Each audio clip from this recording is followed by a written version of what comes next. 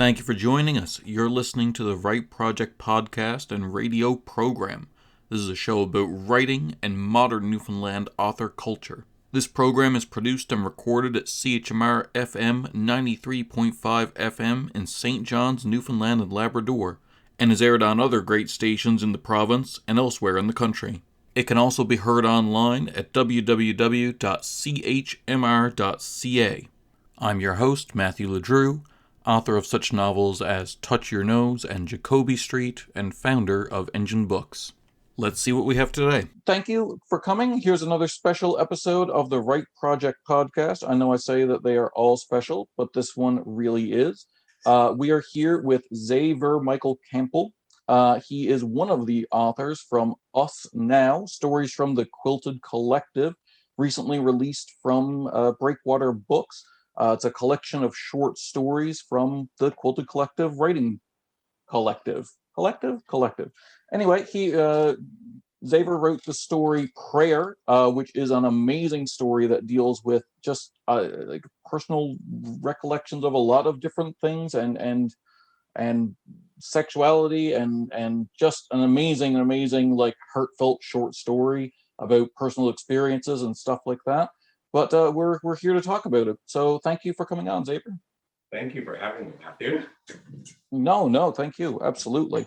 All right. Tell me about, I just kind of fumbled my way through it because I read the story as I read the way through the collection, and I read it a few minutes ago just to kind of refresh my memory.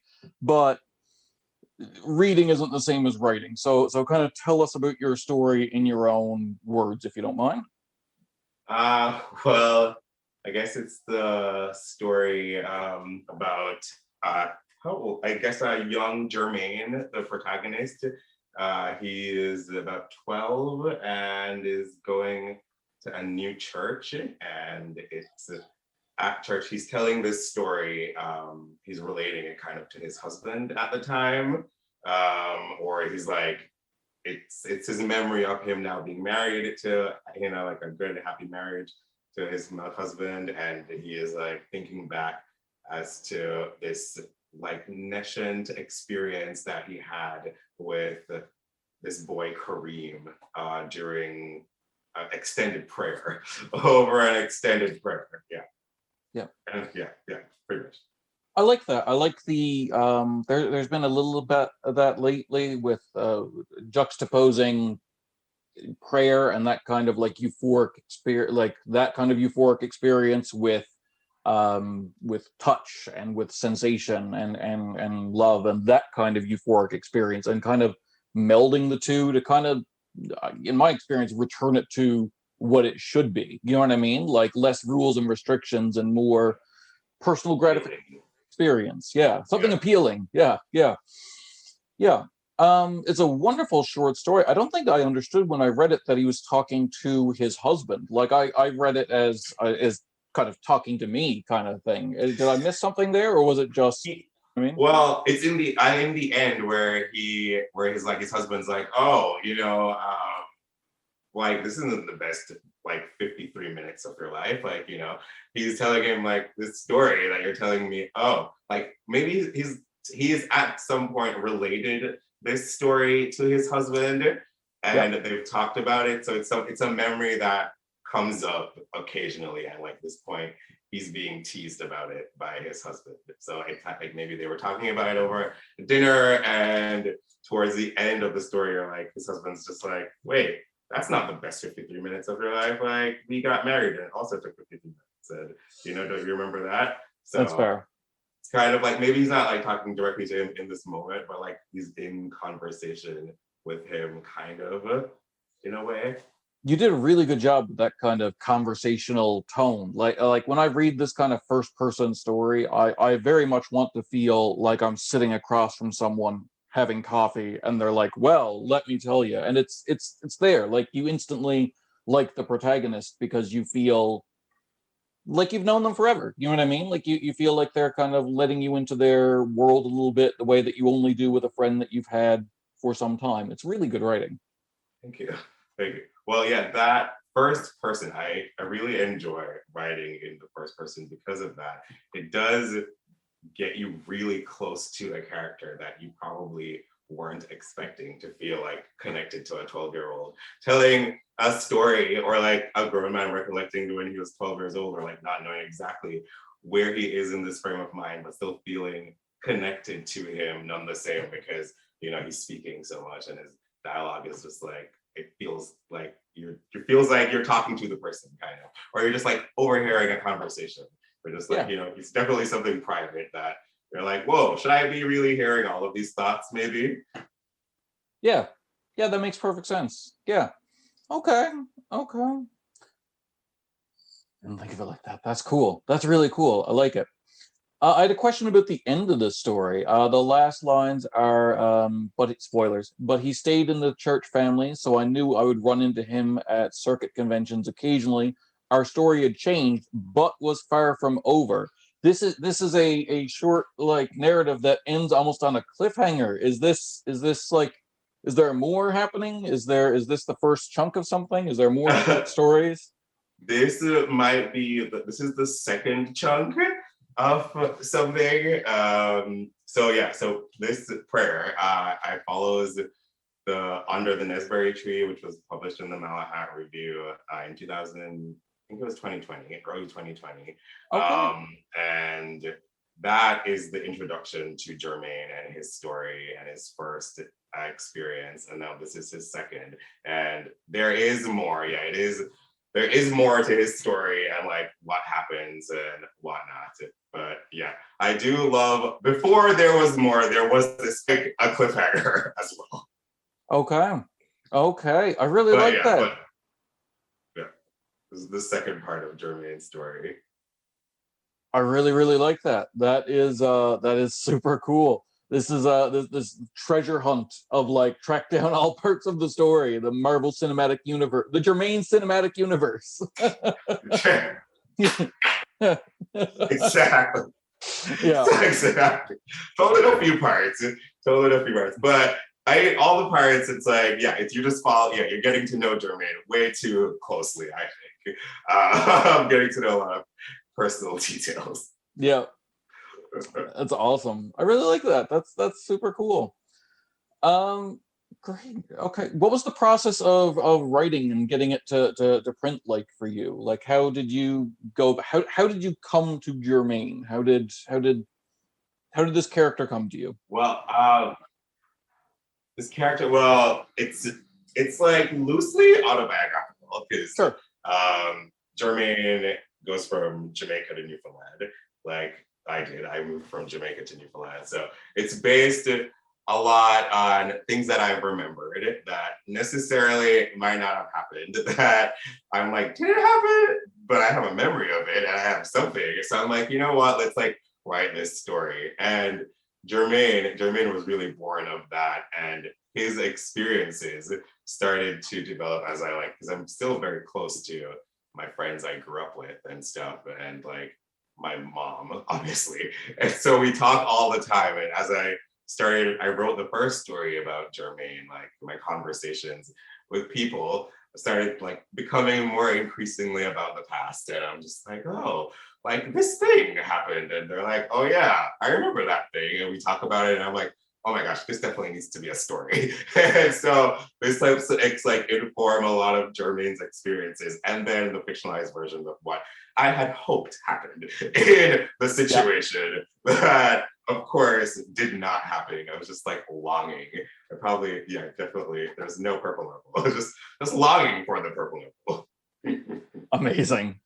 I find that I love that term loosely autobiographical. I find that that's actually the most honest form of story, because I write fiction and it's pure fiction kind of thing. It's lies. It's all lies kind of thing. But also like biography, I always, whenever I'm reading a biography, even if it's like a sanctioned kind of like text, I always kind of remind myself that like it's still fiction. It's just the person writing it doesn't think it is. Like it's like it's their point of view, but like you can get competing biographies about the same events that are wildly different. Oh yeah. And if you think about it, we all do this. Like, we all catch ourselves like, I'll be telling family stories with my mom, and I'll remember it, and she'll be like, no, it didn't happen that way, it happened this way. But I remember, and we both remember the same events the same way, different ways. So who's lying? Nobody is. But like, I find, yeah, semi-autobiographical, I think, is the most honest form of storytelling, because it's like, this is how I remember it and how I'm choosing to remember it and how it's contextualized for me. Yeah. Yeah. And I'm the only one writing it down, so this is how it's gonna get remembered too. Yeah. I'm the only one writing it down, so screw you. Yeah, that's fair. That's absolutely fair. Wow. Amazing.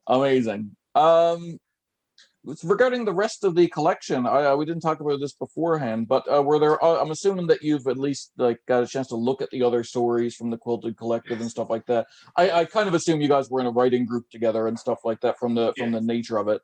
Did you have any favorites or from the rest of the collection or anything like that? Favorite? Well, I don't want to say I don't want to say favorite because then you're excluding people. So I said favorite. Okay, so well, yeah, definitely the one that I think about the most often, I would say, is Zay Nova's piece, The Water Buffalo Boys, because like that is a saga.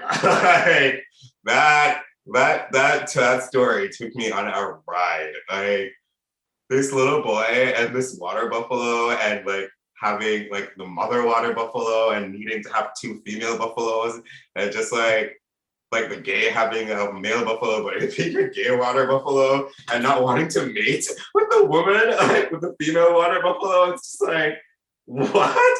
It was so insane, but like so heartfelt and so well done. Like I was there for that journey. It was like heartbreaking. It was sad, and it made me cry, and it made me laugh. And I was like, what? So yeah, I love that story. Awesome. I did like that one as well. Yeah. The water buff. It took a lot of turns, and I was very like, pardon, what's happening now? What am I reading? All right, sounds good. Water buffalo, cool. Yeah. It's awesome. What's next for Germaine? I'm assuming this ended on a cliffhanger. Like, where's well, okay, is he gonna show up in Avengers 5? Next he starts high school. Oh, cool. Yeah, Germaine starts high school, and it's high school in Jamaica,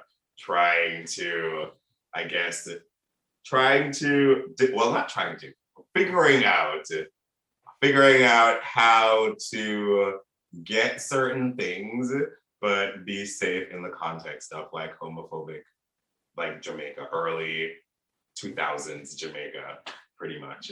So kind of like a period piece to the early 2000s. So I like it. Yeah, that's, and like him figuring out MSN Messenger, of course, because like, you know, what teenager in those days didn't delve into the world of MSN chatting, and that was your life. That's interesting, because that very much jives with my experience being in high school of the same time period. It's really interesting to read works like this and kind of, I guess, learn what of your experience was universal and what of your experience isn't, kind of thing. I love reading stuff like that. Germaine also, he gets into NTV, so that also happens. In NTV, like the Newfoundland television? Yeah. Okay. Yeah. All right. Fun. Oh my. Awesome. Okay, perfect. I love this. Sorry, that broke my brain a little bit. Germaine gets into NTV. All right.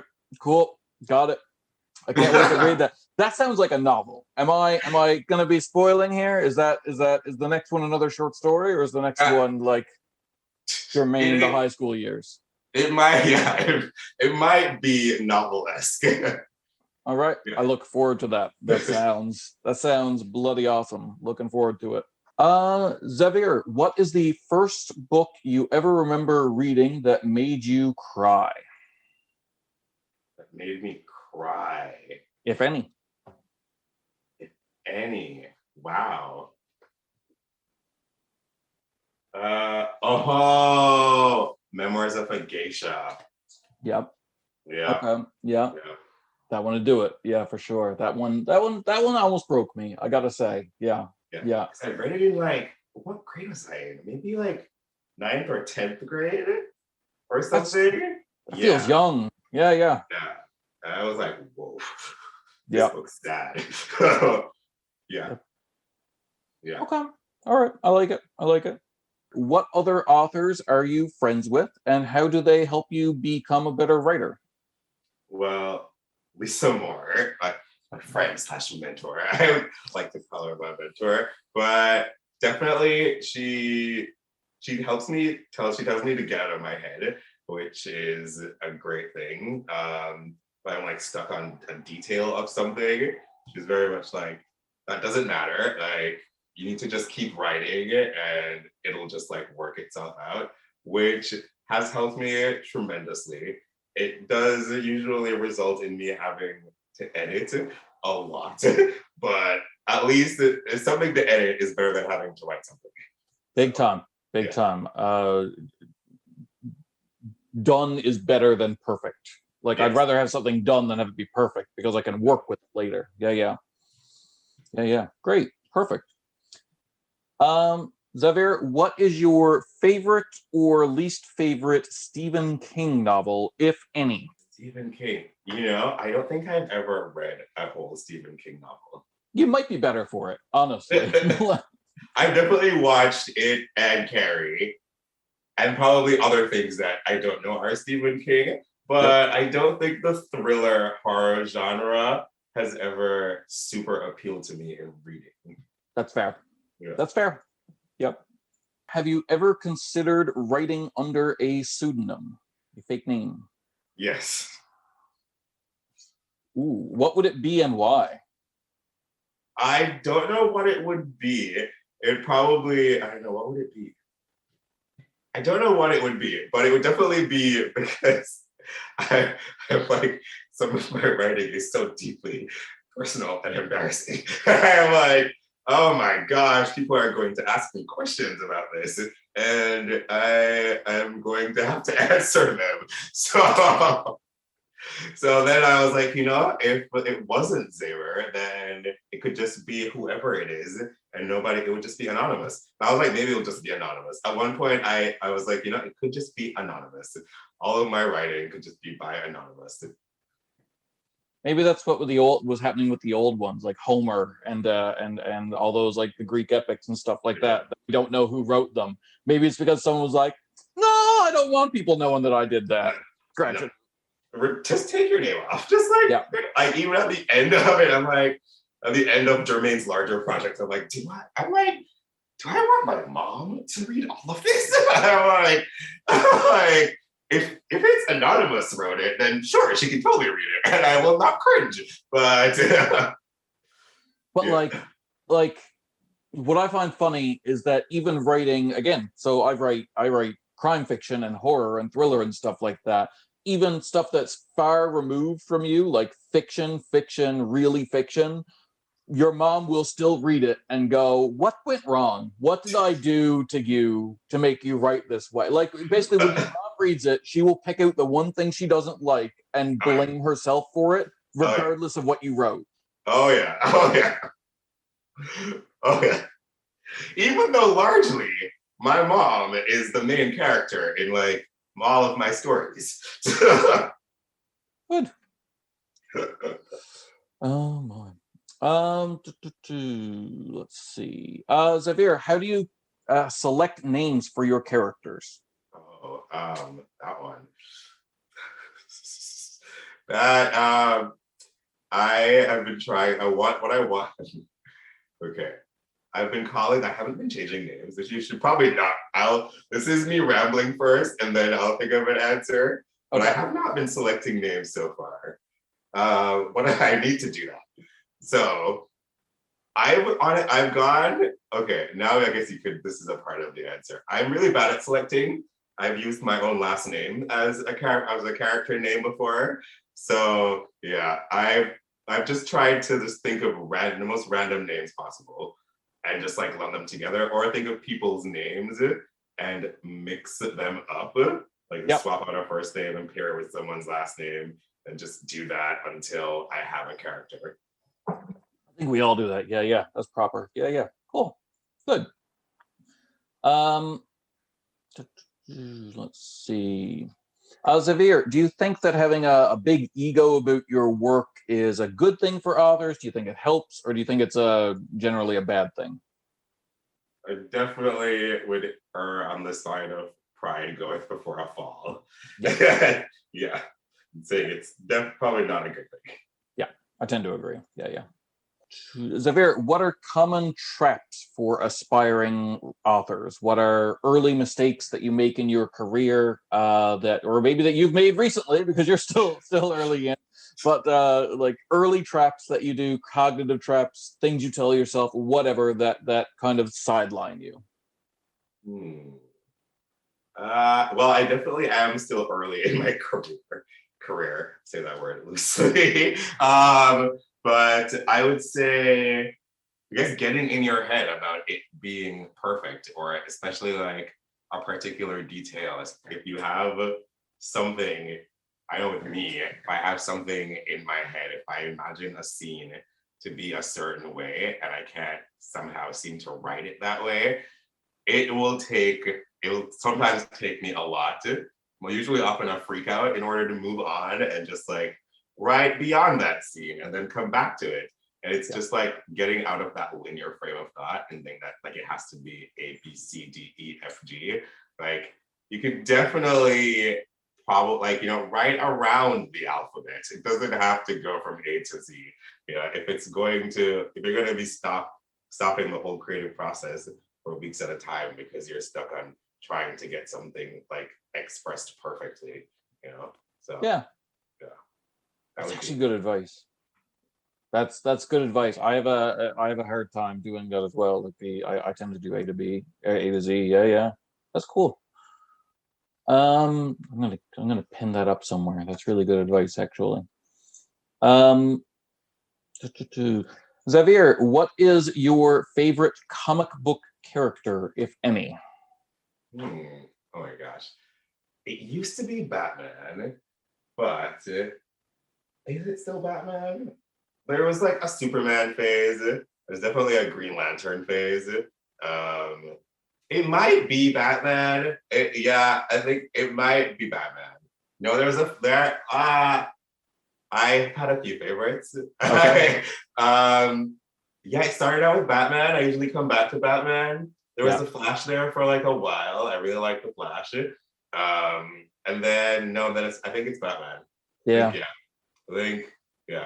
Yeah, that's awesome. I love all those characters though. That's great.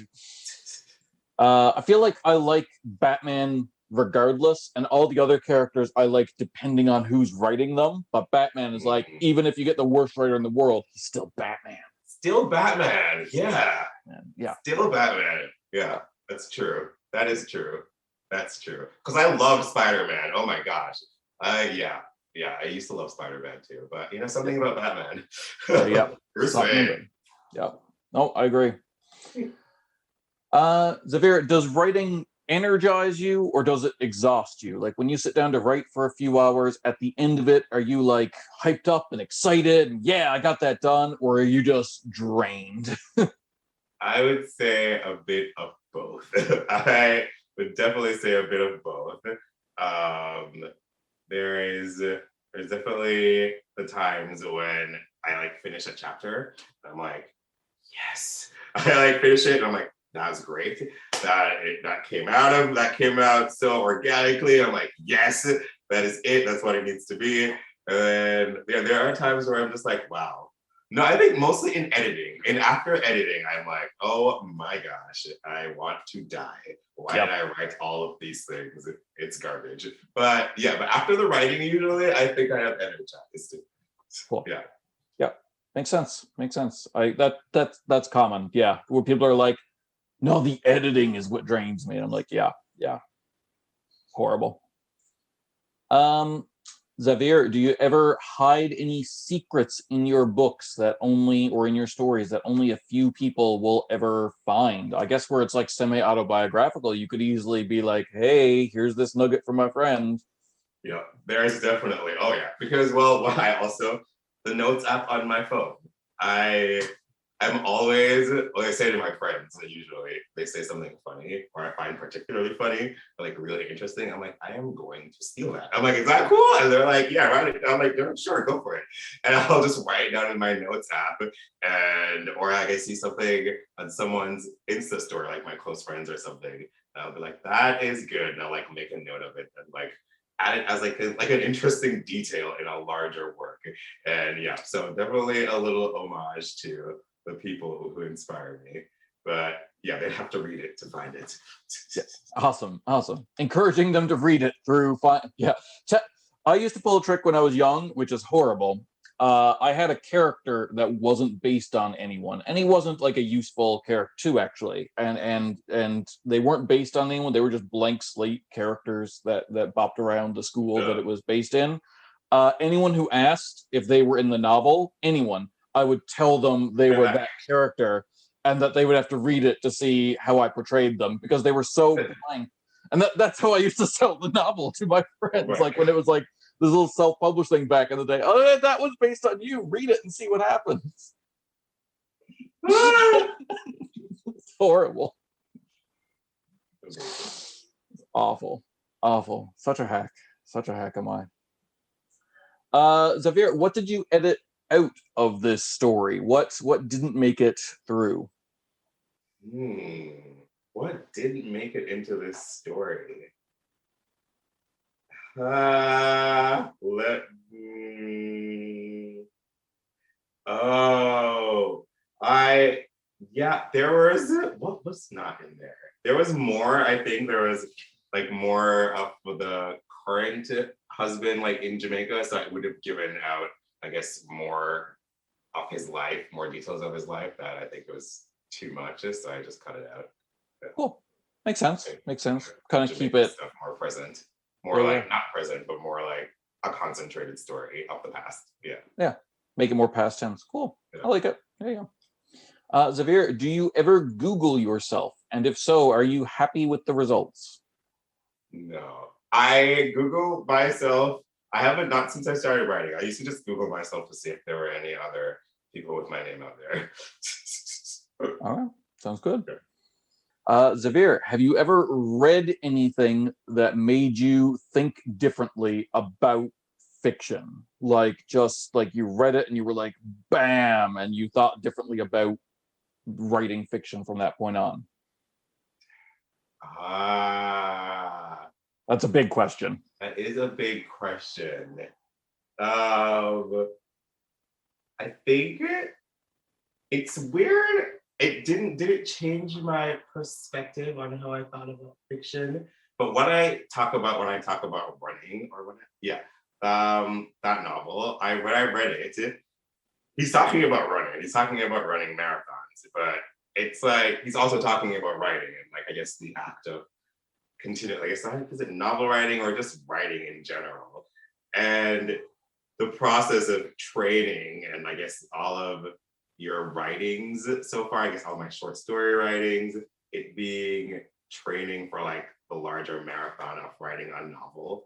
I don't know if that's what he was talking about. Maybe that's what I got from that novel, but did it change my entire perspective? Yeah, in a sense. Not my entire, I don't know if it changed but it definitely added to how I look at writing and how I look at like approaching a larger project and the act of like doing things beforehand to keep my skill up to like scruff kind of, I guess, to keep doing it so that I don't just like automatically, I'm like one day I'm like, oh, I'm gonna run a marathon and have never like trained beforehand. And it's like I was gonna write this novel and I've never probably like written a paragraph or a short story or like something beforehand. Sounds good. Okay. Yeah, that's an excellent answer. Okay, well, thank you very much for coming on the Write Project podcast. Thank you. Yeah, no, it was wonderful to have you. Come back anytime when you've got that novel out or something like that, and we'll talk about it. Yes, sounds great. Okay. All right, well, thanks for coming on again. For all of you, we'll be here again next week at 4:30 Newfoundland time or online at chmr.ca. Please tune in and we'll talk more about writing culture in Newfoundland.